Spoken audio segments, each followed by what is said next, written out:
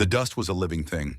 It coated Cora Halloran's tongue, settled in the fine lines around her eyes, and turned the hem of her black skirt a uniform, hopeless gray.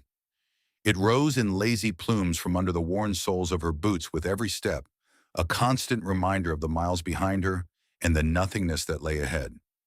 Beside her, her son, Leo, walked with the silent, unnerving focus of a 7-year-old who had seen too much of the world's hard edges. His small hand was a clammy, fragile weight in hers. He did not complain. He had not truly spoken in months, not since the day they had buried his father, and with him, the last of their savings in a patch of dirt that was no longer theirs. The Vance Ranch was not a welcoming sight. It sprawled across a high, wind-scoured valley, a collection of graying buildings that seemed to be slowly surrendering to the vast, indifferent landscape. The main house was a 2-story block of timber that had long ago lost its fight with the sun, its paint peeling like sunburned skin. Fences sagged. A wagon stood sentinel near the barn, one wheel splintered and sunk into the hard-packed earth. It looked less like a working ranch and more like a monument to exhaustion. It looked like how Cora felt. This was it, the last name on a list of 3, scrawled on a piece of butcher paper by a sympathetic liveryman in the last town. The first 2 had been dead ends, one ranch sold, the other run by a family with too many children of their own to take on a widow and her silent boy. Elias Vance, the liveryman had said, was a man who needed help, though he was too stubborn to ask for it. He was a man alone. Cora understood a man alone. She was a woman alone. It was a language of scarcity, and she was fluent in it. She stopped at the edge of what passed for a yard, 100 feet from the porch of the main house. She dropped the 2 heavy carpet bags she carried, the sound a dull thud in the oppressive quiet. The movement was deliberate. It was the sound of arrival, the sound of an ultimatum.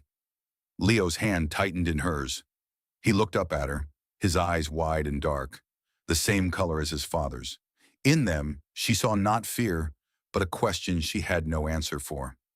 A man emerged from the barn, drawn by the sound. He was tall, but he walked with a stoop in his shoulders that wasn't from age, but from the sheer weight of the sky. His face, when he got closer, was a road map of sun and worry. His eyes were the gray of creek stones after a long rain, and they took in the sight of her and the boy with a weariness that was almost hostile. This had to be Elias Vance. He stopped a good 10 feet away, crossing his arms over his chest. The gesture was a barricade. "Lost?" he asked. His voice was rough, like stones grinding together. Cora took a slow breath, tasting the dust one last time. She did not smile. She did not offer a story of woe. Pity was a currency she could not afford to trade in. "No," she said, her own voice steadier than she felt. "I'm looking for work." He squinted, his gaze flicking from her face to her worn-out boots, to the silent boy at her side. "This ain't a charity." "I am not asking for charity," she replied. She released Leo's hand and took a step forward, leaving the boy standing like a small, lonely statue between the bags. "I can cook, I can clean, I can mend. I can keep books, stretch a dollar, and I know cattle. I can gentle a horse, set a fence post, and I can tell by the sky when a storm is 2 days out. I am not looking for a handout, Mr. Vance. I am offering a fair trade. My labor for room, board, and a wage you and I will agree upon once you've seen the quality of my work." His expression did not change. The skepticism was carved into his face as surely as the lines of worry. "I've got hands for the fences and the cattle. I don't need a bookkeeper, and I can cook for myself." Cora's gaze swept over him, from the mismatched buttons on his shirt to the crude stitching on a tear in his trousers. She looked past him, at the main house with its curtainless windows and the porch that listed to one side. "Forgive me for saying so," she said, her tone level, "but your circumstances suggest otherwise." A flicker of something, anger maybe, or the sting of a truth too plainly spoken, crossed his face. He looked at the house as if seeing it for the first time through her eyes. He looked at the cattle in the near pasture, their ribs showing more than they should for this time of year. He looked at the boy, who stood perfectly still, watching them both. He looked back at Cora. It was in that moment that the world decided to intervene. A low, guttural moan of distress cut through the air, coming from a small, fenced-off paddock near the barn. It was a sound of pure animal misery. Elias Vance's head snapped toward the sound, his body instantly tense. "Damn it," he muttered, the word a puff of dust. "Not now." He started to turn, to move toward the sound, a man drawn to one of a dozen fires he was trying to put out alone. "What is it?" Cora asked, her voice sharp with professional curiosity. He hesitated, as if her question was an intrusion. "Prize bull. Paid too much for him. Been off his feed for 2 days. Looks like bloat." He said the last word with a kind of finality, the pronouncement of a death sentence for an investment he couldn't afford to lose. Cora's eyes narrowed. She had seen bloat. She had treated it. Her father had taught her, his hands guiding hers. "What have you done for him?" Vance gave a short, bitter laugh. "Done? I've watched him. Hoped he'd get better. What do you expect me to do?" Without another word, Cora turned and walked toward the paddock. Her stride was sure, her purpose clear. The hesitation was gone, replaced by the muscle memory of competence. Vance watched her go, a look of stunned disbelief on his face before he followed. Leo, after a moment, picked up one of the smaller bags and trailed them both. A silent shadow.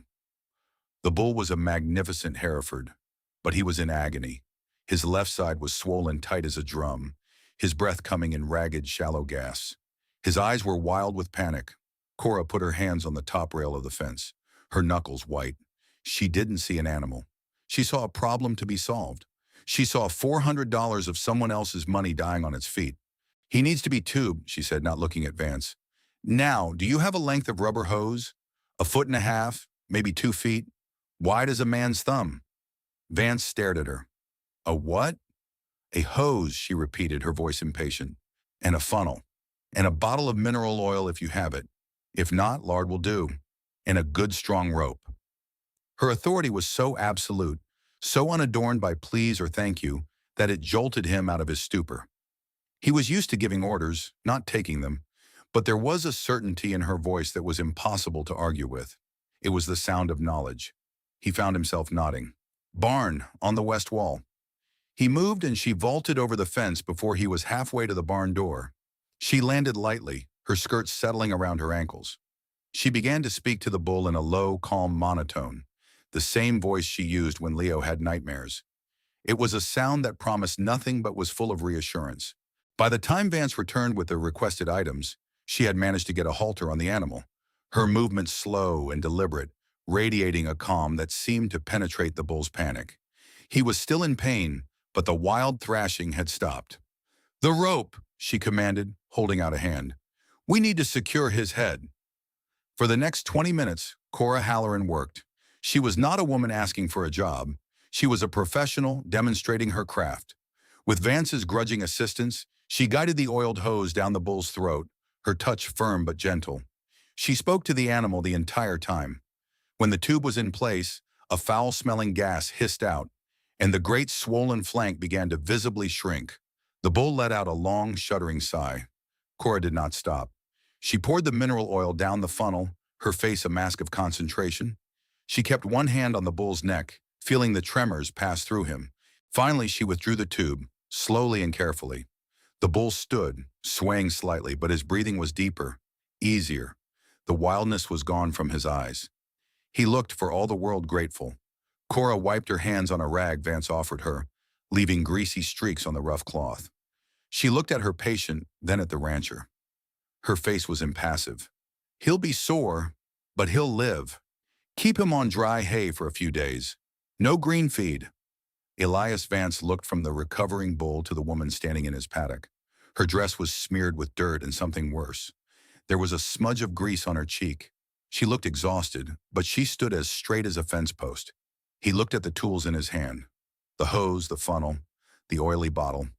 He looked at the boy, Leo, who was now standing by the fence, watching his mother with an expression of profound, quiet pride. Vance had been ready to send her away. He had his reasons. He had hired a woman once before, a cook, and she had run off with a month's pay and his best saddle. He had learned to rely on no one but himself. Solitude was a fortress, and he had built the walls high. But this woman, she hadn't pleaded. She hadn't cried. She had diagnosed a problem and solved it right in front of him, without asking for permission. She had saved him $400. He cleared his throat. The sound was loud in the sudden quiet. "The west-facing room on the second floor gets the morning sun," he said, the words feeling strange in his mouth. "The kitchen is yours. We eat at 6, breakfast and supper. Lunch is on your own." He paused, looking at his boots. "1 week, on probation. We'll see how it goes." Cora nodded once. It was not a thank you.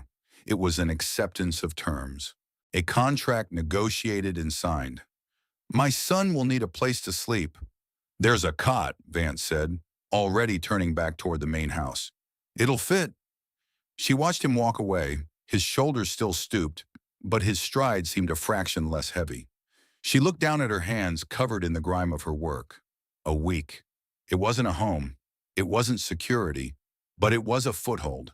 And for a woman like Cora Halloran, a foothold was all she had ever needed. She climbed back over the fence, picked up her bags, and with Leo's small hand once again firmly in hers, she walked toward the house that was, for now, a chance. The kitchen was a disaster of masculine neglect. A stack of greasy plates sat in a basin of murky water on the dry sink, a testament to days of procrastination. A fine layer of flour dust and spilled coffee grounds covered every horizontal surface. The air was thick with the stale smell of old bacon fat and loneliness.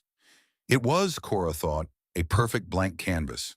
She set her bags down in the corner, untied the strings of her bonnet, and rolled up her sleeves. Leo stood in the doorway, a small, uncertain sentinel. "You can sit at the table, sweet boy," she said, her voice softer now that they were indoors. "Just for a bit." He did as he was told, climbing onto one of the rickety chairs and placing his hands flat on the scarred wooden surface of the table, as if to anchor himself. Cora's first act was to build a fire in the big cast-iron stove. The flue was choked with soot, the firebox full of old ash. She didn't sigh or complain. She simply found the tools and cleaned it, her movements economical and precise. Within 15 minutes, a clean, hot fire was crackling, its warmth beginning to push back against the room's chill. Next came water. She found the buckets and the pump outside and made 3 trips, her arms straining but her pace steady, until the reservoir on the side of the stove was full and 2 large kettles were beginning to steam. While the water heated, she attacked the room itself. She was a general marshaling her forces. The dirty dishes were scraped and set to soak in the hottest water. Surfaces were cleared. A half-eaten loaf of bread, hard as a rock, was set aside. It would make good croutons or bread pudding. Nothing was wasted. A slab of bacon, improperly wrapped, was trimmed of its rancid edges. The rest was salvageable. She found a bin of potatoes in the pantry that had begun to sprout, and a sack of onions. Simple fare, but honest. By the time the sun began to dip below the distant peaks, casting long, stark shadows across the yard, the transformation was well underway. The windows washed inside and out, let in the golden afternoon light. The floor was swept clean. The table, scrubbed down to the bare wood, was no longer sticky to the touch, and from the oven a smell began to fill the house that it had not known in a very long time. The warm, yeasty, life-affirming scent of baking bread. 4 men trudged in from the fields as dusk settled, their faces etched with the familiar weariness of a long day. They stamped the worst of the dirt from their boots on the porch, their voices a low rumble of complaint about a broken harness and a stubborn steer. They pushed open the door and stopped dead. The first to enter was a young man, barely 20, with a shock of blonde hair and an open, honest face. His name was Billy. He stopped and simply stared, his mouth slightly agape. Behind him was Jed, a man in his 40s with a perpetually sour expression and a proprietary air. He scowled, his eyes immediately suspicious. The third was a stooped, silent old-timer named Silas, whose face was a leathery mask that revealed nothing. Last came Elias Vance. They took in the scene. The warm, clean room, the table set for 5, with tin plates that actually shone. The smell. That was the thing that hit them the hardest. It was the smell of order, of care. It was the smell of a home. Cora stood by the stove, a clean apron tied over her travel-stained dress. She was stirring a large pot from which steam rose, carrying the savory scent of a beef and potato stew. A platter of thickly sliced bread, its crust a perfect golden brown, sat in the center of the table. No one spoke. The silence stretched, thick with surprise and uncertainty. Jed was the first to break it, his voice a low grumble.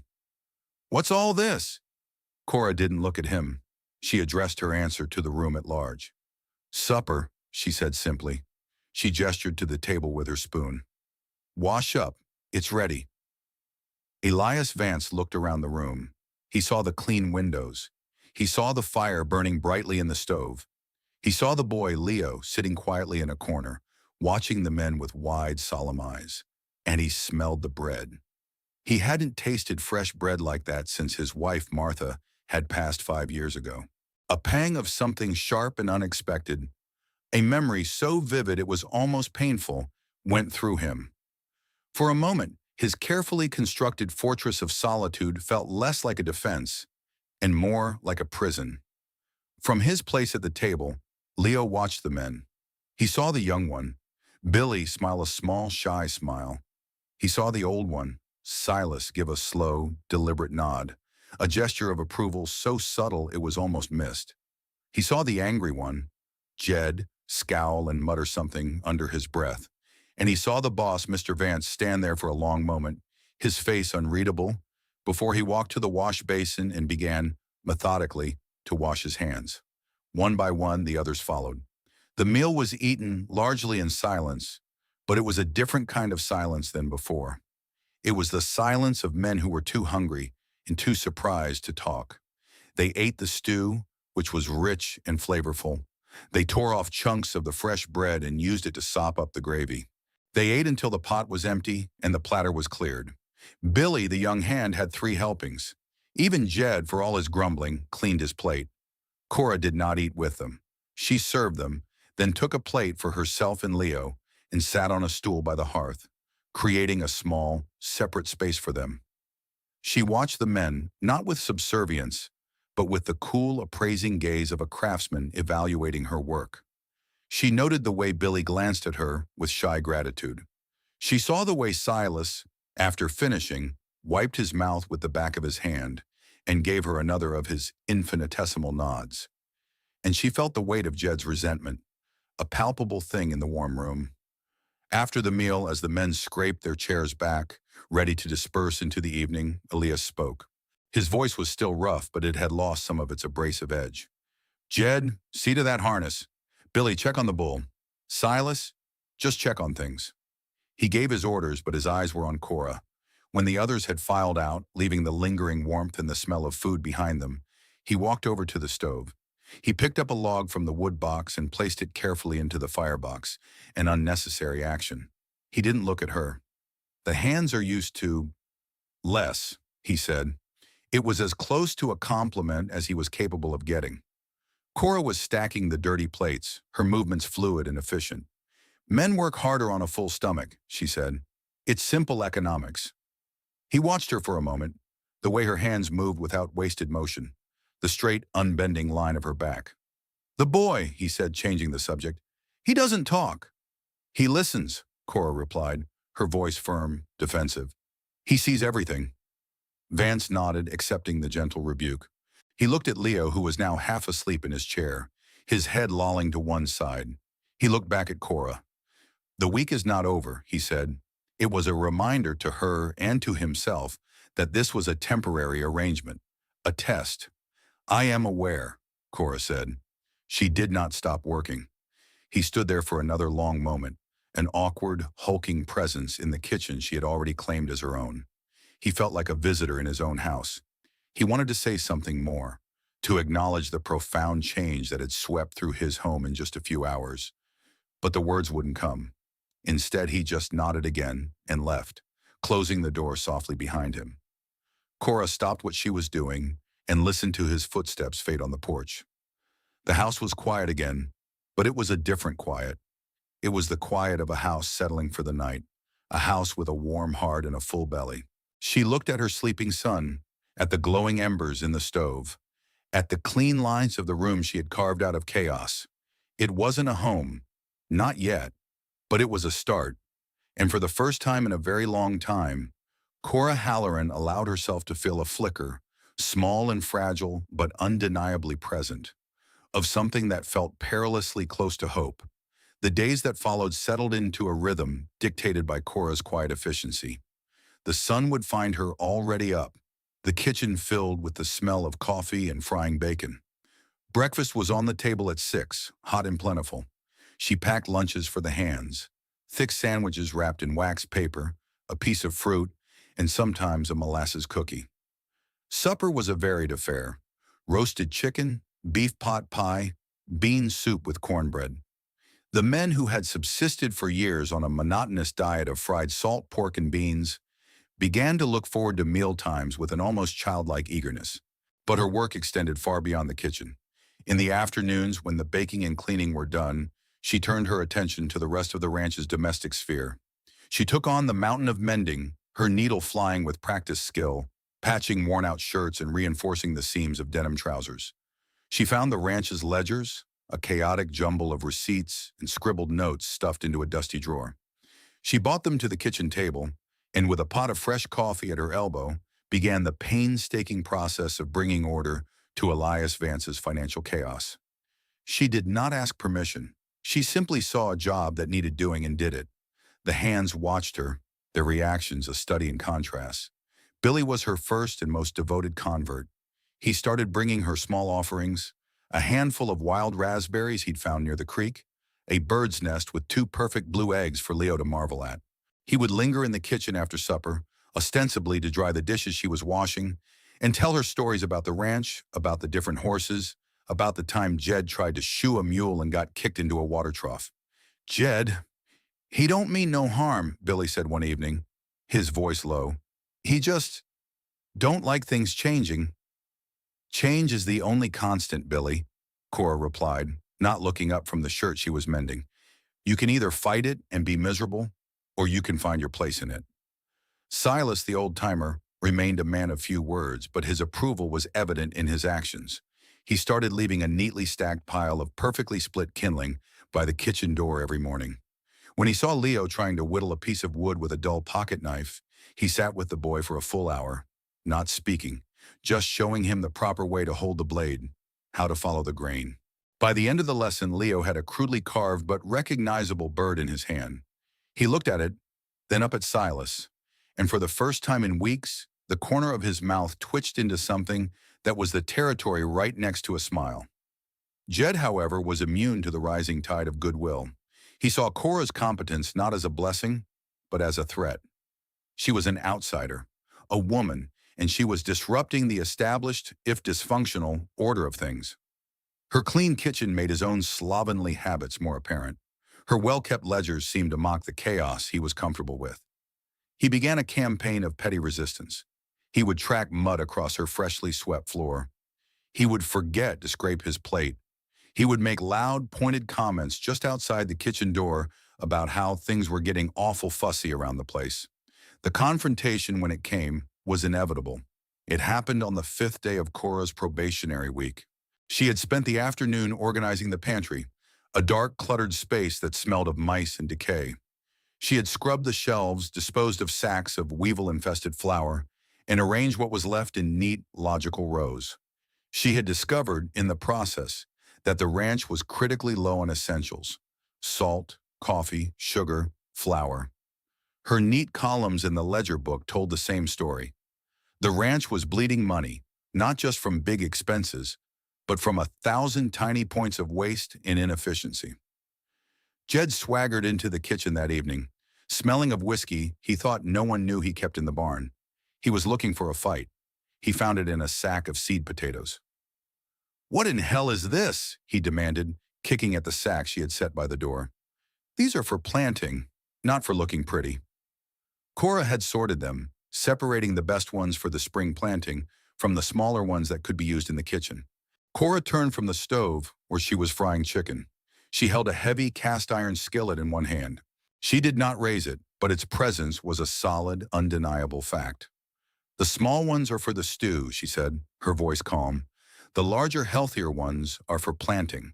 If you plant the small ones, you get a small harvest. It's poor economy. Poor economy? Jed sneered. We've been planting what we have for 20 years. We don't need some woman coming in here telling us how to run our business. This ain't your ranch. No, it is not, Cora agreed, her voice dangerously quiet. But I am responsible for the kitchen, and the kitchen requires potatoes. And I will not cook with next year's crop when there are perfectly good, smaller potatoes available. That would be wasteful. I say we plant them all. Jed's voice was rising, his face flushing with anger and whiskey. And I say you're getting too big for your britches, widow woman. You're just a cook. You cook. You don't tell us what to plant. He took a step toward her, his hand raised not to strike, but to jab a finger in her face. It was a gesture of drunken, blustering intimidation. That's enough, Jed. The voice came from the doorway. Elias Vance stood there, his face like a thundercloud. He had been on the porch listening. He had seen the whole exchange. His eyes were not on Jed, but on Cora. He saw the skillet in her hand, held steady at her side. He saw the complete absence of fear in her eyes. He saw a woman who was not going to back down, not because she was stubborn, but because she was right. Jed whirled around, startled. Elias, I was just telling her. I heard what you were telling her, Vance cut him off. And now I'm telling you. From now on, Mrs. Halloran is in charge of the pantry and all domestic supplies. If she says a potato is for eating, you eat it. If she says it's for planting, you plant it. If she tells you the sky is green, you will look for a paintbrush because it's about to be painted. Do you understand me? The public rebuke hung in the air, sharp and shocking. Billy, who had been hovering in the background, looked at his boots. Silas, from his corner, seemed to shrink into himself. Jed's face went from red to a pasty white. He opened his mouth, then closed it again. He looked at Cora, who still stood impassive by the stove. He saw not triumph in her eyes, but a simple, unassailable fact. She had won. Yeah, Jed muttered, his bluster completely deflated. I understand. Good, Vance said. Now go check the north fence line. Looks like it might rain. Jed slunk out of the kitchen without another word. The room was quiet again, the only sounds the sizzle of the chicken in the skillet and the ticking of a clock that Cora had found, wound, and set on the mantel. Elias walked over to the table and sat down, the chair creaking under his weight. He looked at Cora. He won't bother you again. Cora placed the skillet back on the stove. The chicken sizzled a little louder. It wasn't a bother, she said. It was an inefficiency. It has been dealt with. She began to turn the pieces of chicken with a fork, her focus already back on her work. Elias watched her, a strange mix of admiration and apprehension stirring in him. In 5 days, this quiet, determined woman had faced down his prize bull, his chaotic kitchen, his resentful foreman, and his own guarded reluctance. She hadn't asked for power. She had simply assumed it, through sheer, undeniable competence. He had offered her a week's probation to see if she was worth her salt. He was beginning to realize he was the one being tested. He was beginning to suspect that a week would not be nearly long enough. He was also beginning to fear what his life would look like if she ever decided to leave. The thought was as unsettling as the silence that had filled this house before she came. The evening after the confrontation with Jed, a new kind of quiet settled over the Vance Ranch. It was the quiet of a truce, of lines drawn and respected. At the supper table, Jed was sullen and silent, but he ate every scrap of the fried chicken Cora served, and he no longer met her eyes. Billy, on the other hand, was almost giddy with relief, his chatter filling the spaces Jed's resentment had once occupied. Silas, in his own way, registered the shift. As he left the kitchen, he paused by Cora's side and murmured, "Good chicken," before shuffling out into the night. For Silas, it was the equivalent of a Shakespearean soliloquy. But the biggest change was in Elias Vance. He began to watch Cora with a new intensity. It wasn't the suspicious gaze of a potential employer, but the curious, slightly bewildered look of a man trying to understand a force of nature that had suddenly entered his life. He found reasons to be in the kitchen, pretending to fix a loose hinge on a cabinet or sharpen a knife that was already perfectly honed. He would watch her as she worked the dough for the next day's bread, her hands moving with an economy and grace that he found mesmerizing. She moved like she knew the world could be shaped, could be brought to order if one was just methodical enough. One afternoon, he found her at the kitchen table, surrounded by his ledgers. She had separated them into neat piles. Her brow was furrowed in concentration, not confusion, but the deep focus of someone following a trail. A single elegant column of figures ran down a fresh page, her handwriting clear and precise. "Find anything interesting?" he asked, trying to sound casual. She looked up, and for the first time he noticed the color of her eyes. They weren't just brown, they were the color of rich, dark earth after a rain, deep and full of life. "Your neighbor, Marcus Thorne," she said, her voice flat, "is cheating you." Elias went still. Marcus Thorne. The name was a sour taste in his mouth. Thorne owned the sprawling, prosperous ranch to the east. He was a man of entitlement, a man who saw borders not as lines to be respected, but as suggestions to be pushed. He and Elias's father had been rivals, and Elias and Thorne had inherited the animosity along with the land. "What are you talking about?" Elias said, pulling up a chair. Cora turned the ledger toward him.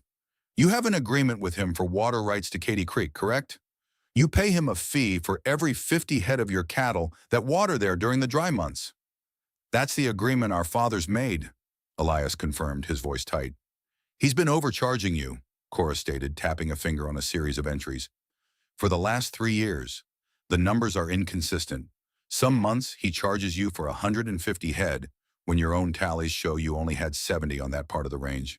And this," she slid a bundle of receipts toward him, "is the invoice for the survey he had done 5 years ago, the one that re-established the boundary line after the flash flood." Elias stared at the papers. He remembered the flood and Thorne's insistence on a new survey. He had thought it was just Thorne being officious. "I remember this survey," Cora continued. "It was done by a man out of Denver. My husband, my late husband, hired him once. The man was a drunk and his work was sloppy. He was known for finding the property line wherever the man who paid him wanted it to be." She paused, letting the weight of her words sink in. "The original survey, the one your father and his father filed with the county, is the legal boundary.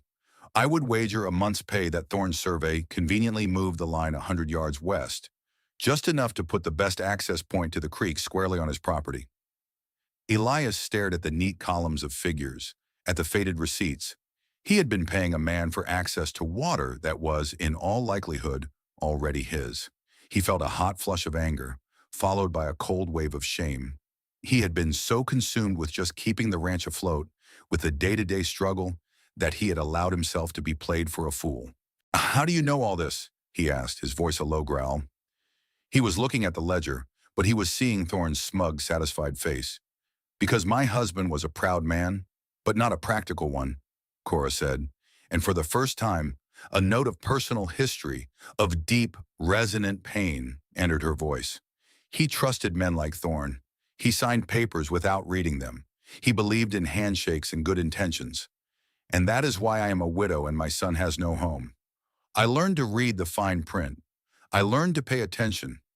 I learned that a ledger tells a story, and you had better know how to read it, or someone else will write the ending for you." A long silence filled the kitchen. The only sound was the gentle hiss of the water reservoir on the stove. Elias looked up from the papers and met her gaze. He saw no pity in her eyes, only a shared, hard-won wisdom. In that moment, his perception of her shifted irrevocably. She was not just a competent cook. She was not just an efficient housekeeper. She was a strategist. She was an ally. She saw the world with the same clear, unsentimental eyes as he did. But where he saw only problems, she saw solutions. "The original survey maps," he said, his mind already working. "They'd be in the county seat." "They would," she confirmed, "along with the original deed." He stood up, the weariness in his shoulders replaced by a new focused energy. "I'm riding into town tomorrow." "You should," she said, "and you should take these." She pushed her own neatly written summary of the discrepancies across the table. "It helps to have your facts in order." He took the paper. It felt solid, real. It was proof. He looked at her, standing in the middle of his kitchen, the fading light from the window catching the determined set of her jaw. She had given him more than just information. She had given him a weapon. Later that evening, long after the house was quiet, Elias couldn't sleep. He went downstairs, drawn again to the kitchen. It was dark, save for the faint moonlight filtering through the clean windows. He saw a figure sitting at the table. It was Cora. She wasn't working. She was just sitting in the dark, a cup of what was probably cold tea in her hands, staring out at the vast, star-dusted prairie. He almost retreated, feeling like an intruder on a private grief or a private peace. But he stopped. "Couldn't sleep either," he said, his voice quiet. She didn't startle. "Too much to think about," she replied. He walked over and sat in his usual chair, the table between them. "I wanted to thank you," he said, the words stiff and unfamiliar, "for the ledgers, for paying attention." "It's my job," she said. "I'm earning my keep." "No," he said, shaking his head. "This is more than that. You didn't have to do it." He paused, searching for the right words. "Martha, my wife, she used to say this ranch had good bones, but a weary heart. After she died, I think I just got weary too." He looked at his hands, spread flat on the table. They were calloused, scarred, the hands of a man who worked hard, but they felt, for the first time in a long time, capable again. Cora said nothing for a long moment. Then, "My husband Thomas, he loved the idea of the land, the freedom of it. He didn't see the work. He didn't see the numbers. He only saw the horizon." She took a slow sip of her tea. "I learned to see the dirt under my feet, the numbers in the book, the storm clouds on the horizon, because if I didn't, no one would." They sat in a comfortable silence, two solitary people sharing the vastness of the night. They were not talking about ledgers or land surveys anymore. They were talking about survival, about loss, and about the different kinds of strength it took to face the world alone. Elias felt a profound sense of rightness, sitting here in the dark with this woman. The fortress of his solitude had not been breached. A door had simply been opened from the inside, and he found he was not afraid of the light pouring in. He had hired a cook. What he had gotten was something else entirely. And as he finally headed back to bed, leaving Cora to her quiet vigil, he knew with a certainty that settled deep in his bones that his life and the life of this ranch was about to change forever. Elias rode out at dawn, the paper with Cora's neat columns tucked securely in his saddlebag. There was a new set to his shoulders, a purpose in his stride that hadn't been there a week ago.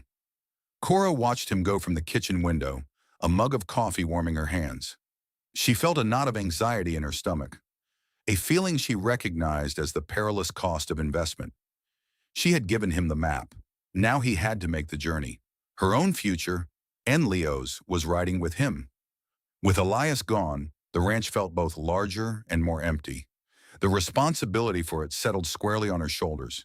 She moved through her day with her usual methodical grace, but there was a new layer to her awareness. She found herself listening to the sounds of the ranch more keenly. The nicker of a horse, the clang of the blacksmith's hammer from Silas's small forge, the distant lowing of the herd. This was the place she was fighting for, in her own quiet way. The real test, she knew, would be Marcus Thorne. Men like Thorne did not take kindly to being challenged.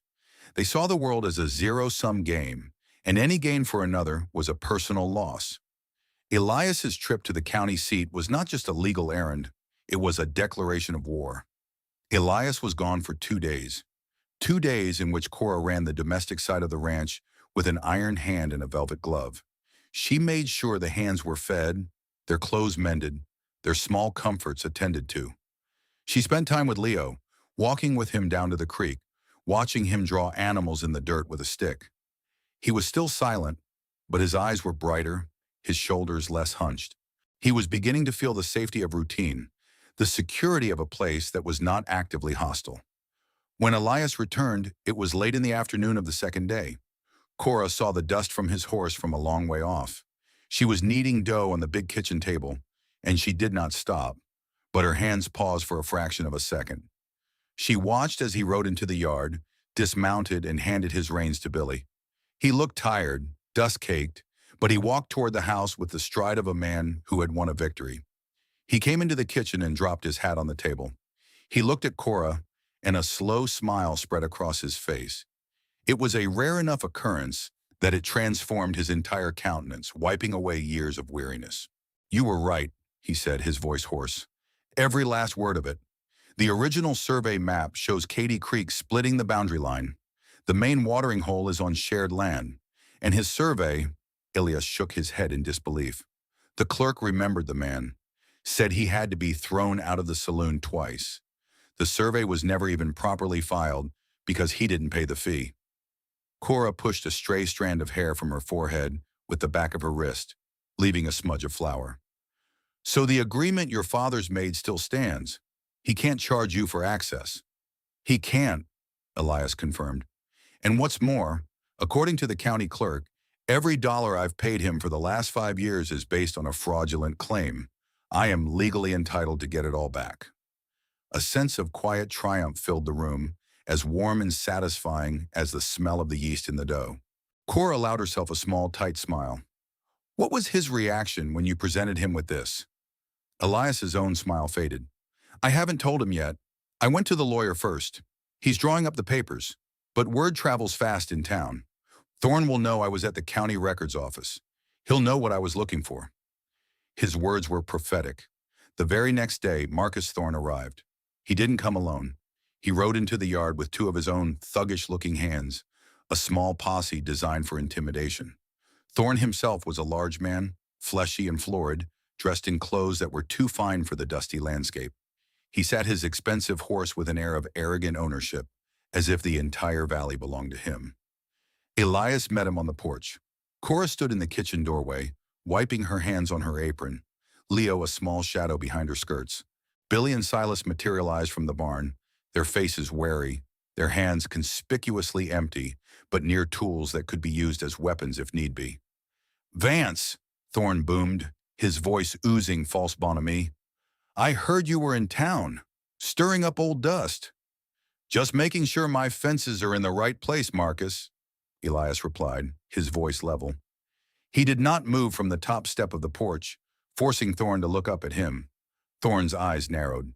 His gaze swept the yard, taking in the subtle but significant changes.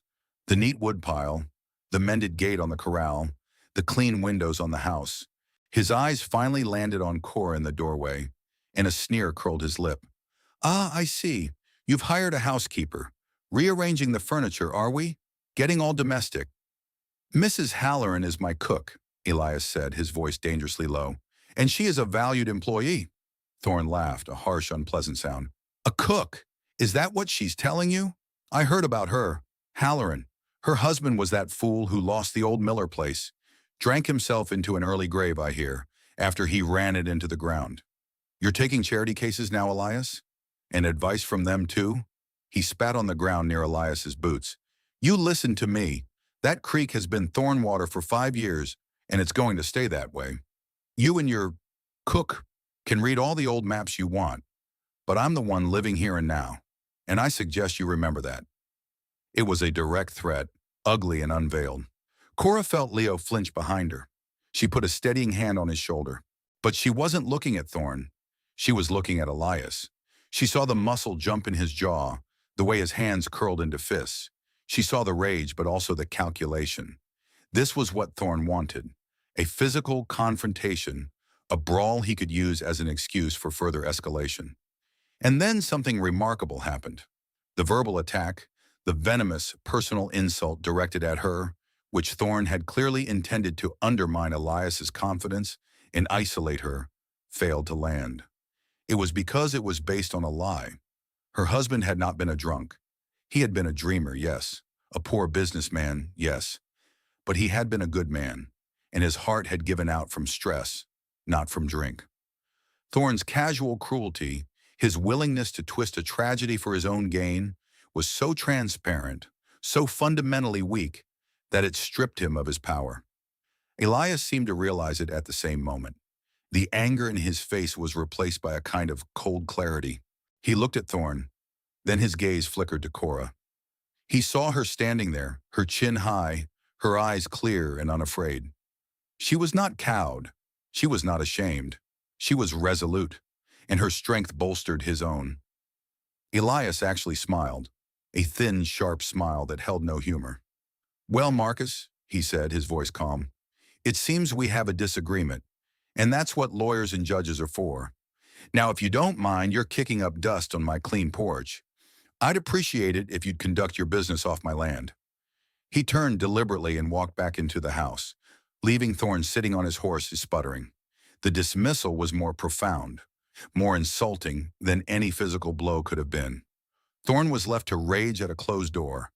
After a moment of stunned silence, he wheeled his horse around, his face purple with fury, and galloped out of the yard, his two men trailing behind him like pilot fish.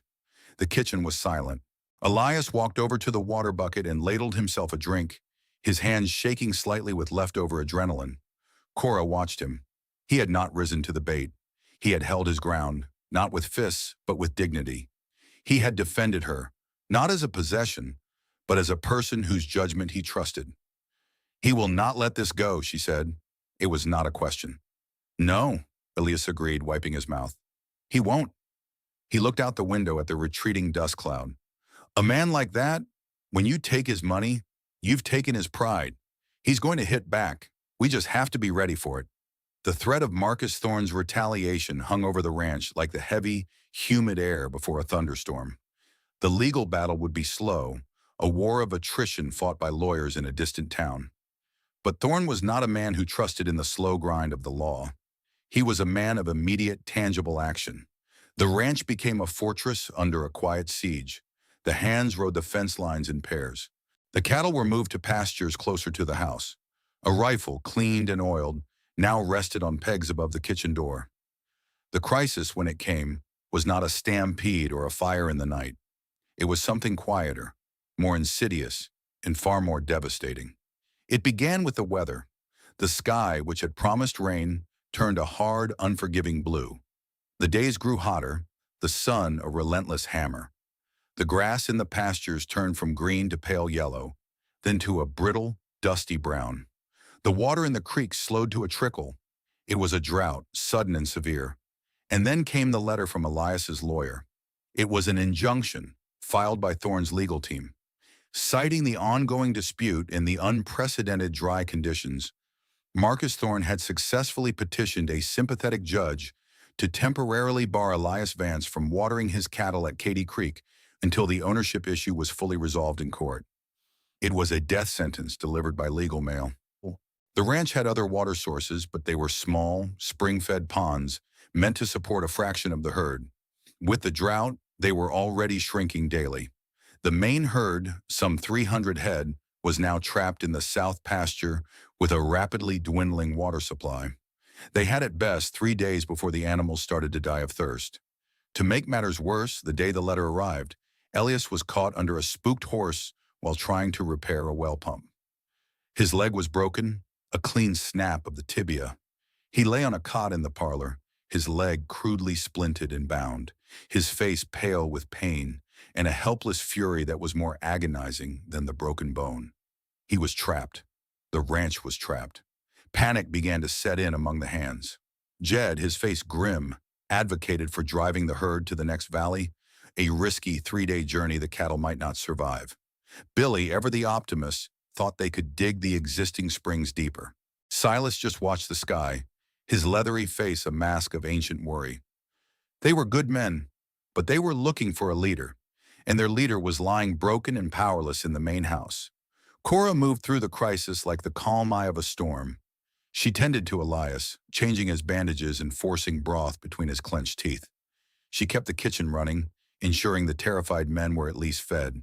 She listened to their panicked suggestions, her face impassive, and she thought.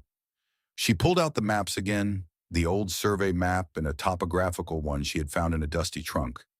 She spread them out on the kitchen table under the light of a lantern. The rest of the house, dark and silent. She wasn't looking for a legal loophole this time. She was looking for water. Her finger traced the ridges and valleys, the faint blue lines of seasonal creeks. Her mind was a whirlwind of information gleaned from her past, from her father's lessons, from the idle chatter of ranch hands over the years. She remembered a story her father had told her about lost water, how sometimes a creek would go underground, running through gravel beds just below the surface, invisible but still present. Her finger stopped. There was a dry wash marked on the map as Bear Creek that ran from the high country, bisecting a corner of the south pasture where the herd was trapped, before disappearing into a rocky canyon. On the old map, it was marked as a perennial stream. On the new one, it was a dotted blue line, seasonal. It hadn't run with surface water in years. She went to the parlor. Elias was awake, his eyes burning with fever and frustration in the dim light. Bear Creek, she said without preamble. Did it ever run year-round? Elias shifted, grimacing in pain.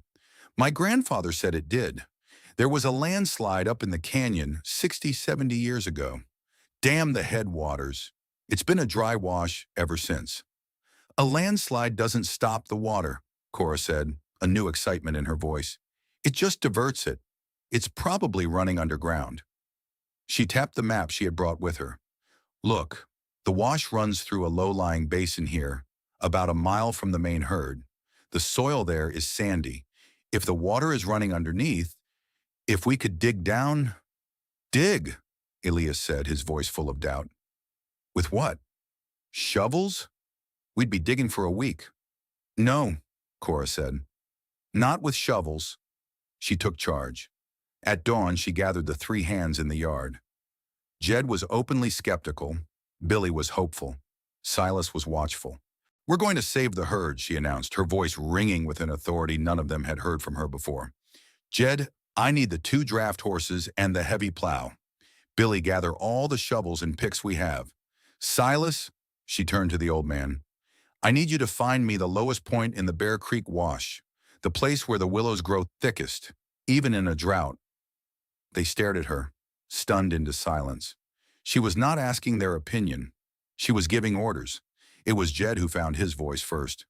Plow a dry creek bed? Woman, have you lost your mind? The cattle have 2 days of water left, Jed, Cora said, her voice cutting like ice. My mind is the only thing that stands between them and a thirsty death. Are you going to help me, or are you going to stand there and argue while this ranch dies? Something in her gaze, some combination of fierce determination and cold logic, broke through his resistance. He looked toward the house where his boss lay helpless. He looked at this woman, who seemed to be forged from the same unbending material as the landscape itself. He grumbled, but he turned and headed for the stable. Billy, grinning, ran for the tool shed.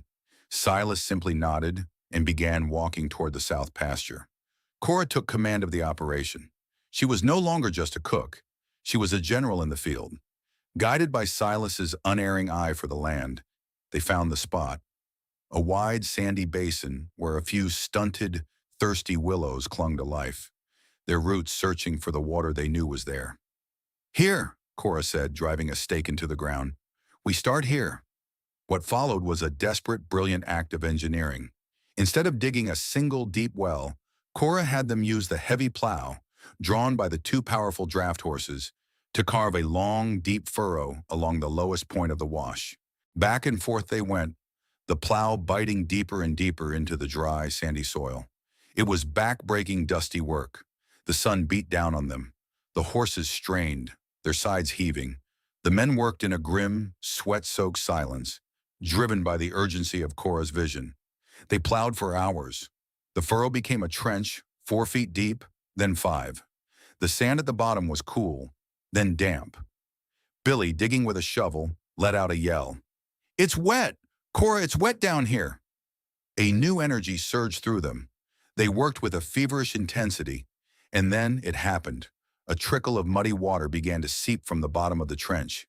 It was not a gush, not a flood, but a slow, steady bleed from the earth. The trickle grew, pooling in the bottom of the long furrow, forming a narrow, muddy canal. Cora stood on the edge of the trench, her dress stained, her face caked with dust and sweat. She watched the water seep and gather. It wasn't enough, not yet. Billy, she called out, her voice raw. Ride to the herd. Start pushing them this way, slowly. Don't panic them. Jed, Silas, we keep digging. We need to follow the water, make the channel wider and longer. By late afternoon, as the first of the thirsty cattle arrived, their heads low, their desperate bawling filling the air, a shallow, muddy but life-giving river, 100 yards long, snaked through the bottom of the dry wash. The cattle surged forward, crowding into the wash, drinking the murky water with deep, desperate gulps. Cora stood on the bank and watched them. She watched the herd she had saved. She watched the men, Jed, Billy, and Silas, leaning on their shovels, too exhausted to speak, their faces filled with a mixture of disbelief and awe. They weren't looking at the cattle. They were looking at her. She had not used force. She had not used a weapon. She had used her mind, her memory, her unyielding will. She had seen what they could not see, and she had bent the land itself to her purpose. The external antagonist, Marcus Thorne, had tried to use the law and the weather to destroy the Vance Ranch. His plan had been clever, cruel, and very nearly successful. But his plan had been foiled, not by an equal and opposite force, but by a quiet woman with flour on her hands and iron in her soul. His power was broken, not in a courtroom or a gunfight, but here, in a dusty wash, with the sound of 300 cattle drinking their fill. The victory was total, and it was hers. The news of Cora's miracle at Bear Creek spread through the ranch house before she even returned.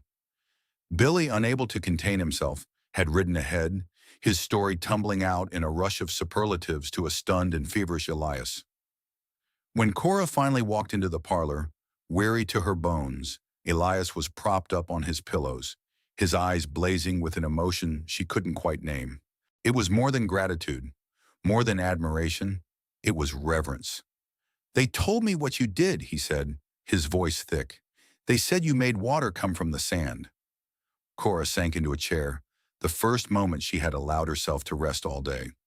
"The water was already there," she said, her voice tired. "You just had to know where to look and not be afraid of the work."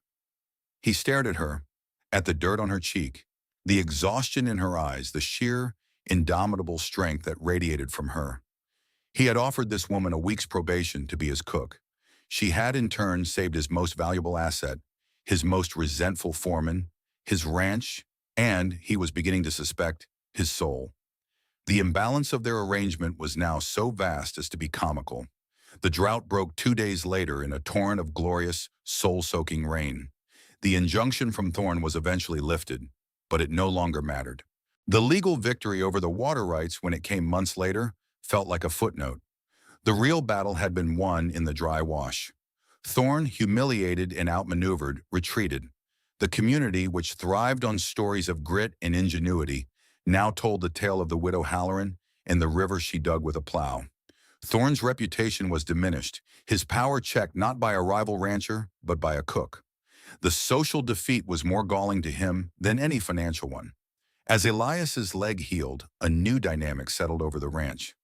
It was no longer his ranch and her kitchen. It was their ranch. He would call her in from the garden to ask her opinion on a new bull. She would bring the ledgers to him in the evening, and they would go over the numbers together, partners in every sense of the word. The line between employer and employee had been erased, redrawn by shared crisis and mutual respect. The day Elias was finally able to walk without crutches, he found Cora in the kitchen, mending one of Leo's shirts. Leo himself was at the table, quietly helping Silas repair a bridle. The old man and the silent boy in a world of their own. The kitchen was warm, filled with the scent of baking apple pie. It was a scene of such profound, simple domesticity that it struck Elias with the force of a physical blow. This was what had been missing from his life for so long, this feeling of home. "Cora," he said, his voice quiet, but it commanded the attention of the room. Silas looked up, then, with an almost imperceptible nod, he gently guided Leo out the back door, leaving them alone. Cora put down her sewing. "Elias, you should be resting." "I've done enough resting," he said. He walked over to the table and stood before her. He looked at her, at the woman who had arrived in the dust with nothing but her dignity and her quiet son. "Our arrangement," he began, the word feeling flimsy and inadequate. "Your probationary week is long over." Cora met his gaze, her expression unreadable. "It is. I have been paying you a wage," he continued, fumbling for the right words, "but it's not enough. Nothing I could pay you would be enough for what you've done, for what you've become to this place." He took a deep breath.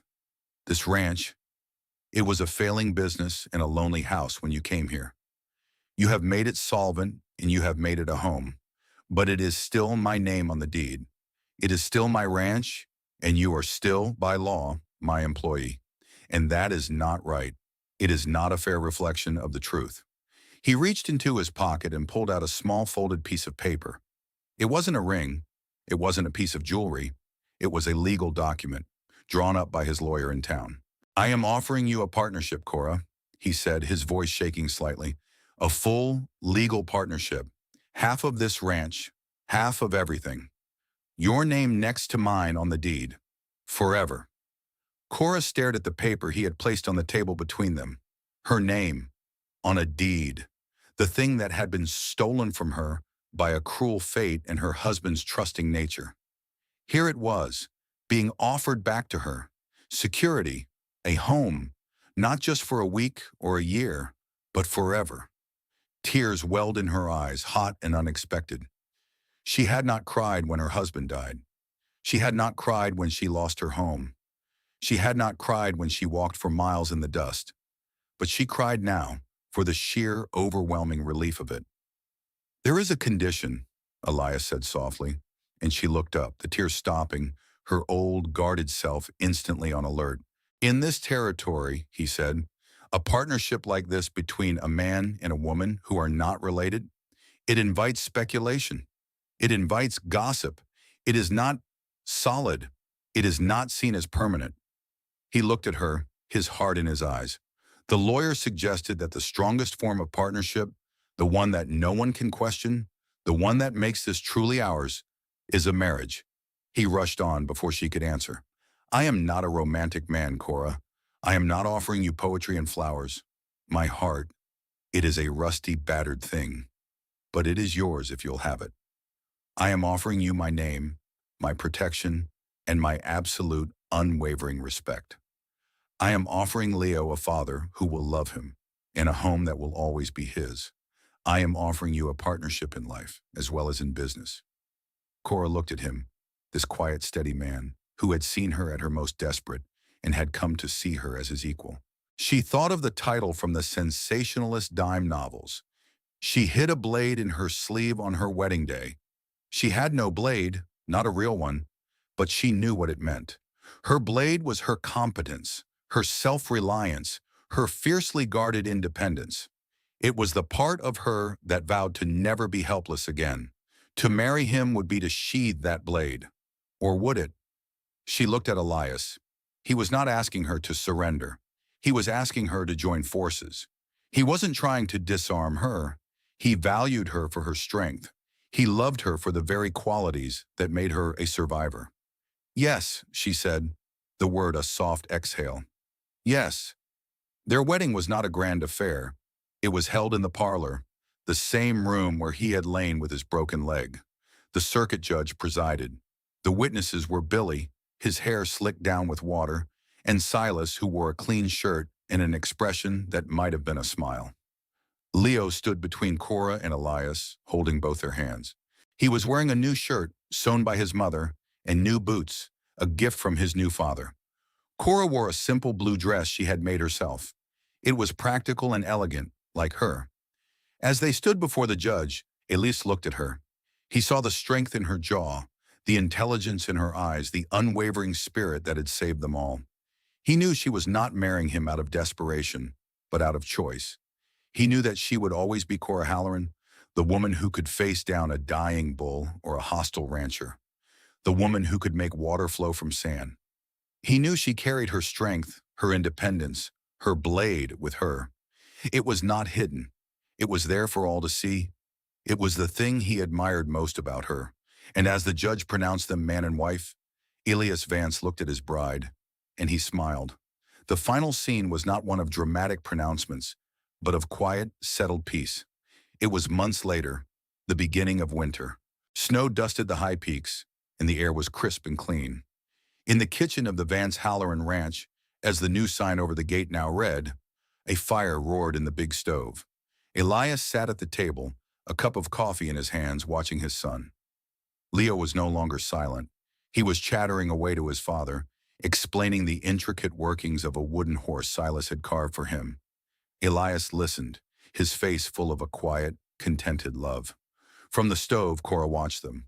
She was stirring a pot of stew, the familiar, comforting motions, a rhythm of her life. The room was filled with warmth, with the smell of food, with the sound of her child's laughter. She looked around the room she had claimed from chaos, at the man she had chosen as her partner, at the boy she had protected with every fiber of her being. The Vance Ranch had been looking for a hired hand, a cook to fill a space. What it got was the woman who made it a home,